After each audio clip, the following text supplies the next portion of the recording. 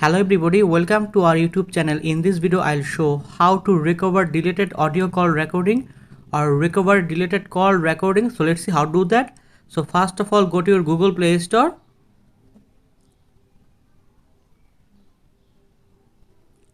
and then Google Play Store, open it, and in this tab you can see recover deleted audio calls. So please install this app and then open it, and in this tab you can choose and open audio recovery, and then scan, click here,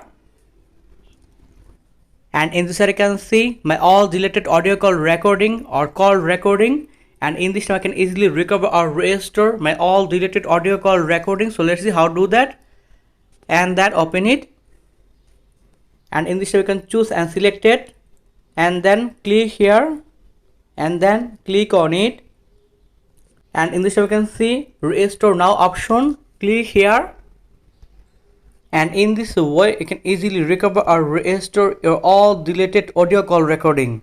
And then go back and then open audio files, and remember your all deleted audio call recording recover or restore in this here, and then three dot line, click on it, you can see share option, click here, and in this time you can easily share your recover or restore audio call recording. So thank you very much, and please subscribe this channel.